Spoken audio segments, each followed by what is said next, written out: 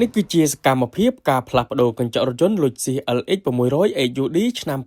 2024បាទសូមគោរពជម្រាបសួរពុកម៉ែបងប្អូនទាំងអស់គ្នាបាទបើសិនជាពុកម៉ែបងប្អូនចង់បានកញ្ចក់រថយន្តដែលមានគុណភាពល្អនិងជាងដែលមានជំនាញច្បាស់លាស់ផ្នែកកញ្ចក់រថយន្តដែលក៏មានជំនាញនិងបទពិសោធន៍ជួឆ្នាំខាងផ្លាស់ប្ដូរសូមកុំភ្លេចខាងកុសលសុខមានបាទខាងយើងខ្ញុំក៏មានលក់កញ្ចក់រថយន្តគ្រប់ម៉ាកគ្រប់ស៊េរីហើយក៏មានសេវាកម្មទៅផ្លាស់ប្ដូរកញ្ចក់រថយន្តជូនពុកម៉ែបងប្អូនដល់ទីតាំងផងដែរបាទហើយបើសិនជាពុកម៉ែបងប្អូនមានបញ្ហាដូចជាកញ្ចក់រថយន្តជ្រាបទឹកចង់កោះបិទបដូរស៊ុំឬក៏មានចម្ងល់អ្វីផ្សេងទៀតដែលតាក់ទងជាមួយនឹងកញ្ចក់រថយន្តពុកម៉ែបងប្អូនដែលឆាតចូល Page សួរព័ត៌មានផ្ទាល់ក៏បានឬក៏ពុកម៉ែបងប្អូនដែល call តាមរយៈលេខទូរស័ព្ទដែលខ្ញុំដាក់នៅលើ banner ផ្ទាល់នឹងក៏បានខ្ញុំម្ចាស់ហាងដែលមានជំនាញនិងបទពិសោធន៍យូរឆ្នាំខាងកញ្ចក់រថយន្តខ្ញុំនឹងជម្រាបជូនពុកម៉ែបងប្អូនច្បាស់តែម្ដងបាទ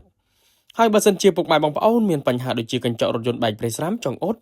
ខាងខ្ញុំក៏មានជាងជំនាញច្បាស់លាស់ខាងអ៊ុតកញ្ចក់រថយន្តនឹងផងដែរណាពុកម៉ែបងប្អូនបាទឥឡូវនេះការផ្លាស់ប្ដូរកញ្ចក់រថយន្ត Lexus LX 600 AUD ឆ្នាំ2024នឹងគឺបានរួចរាល់បាទអរគុណច្រើនសម្រាប់ពុកម៉ែបងប្អូនដែលទស្សនាវីដេអូនេះ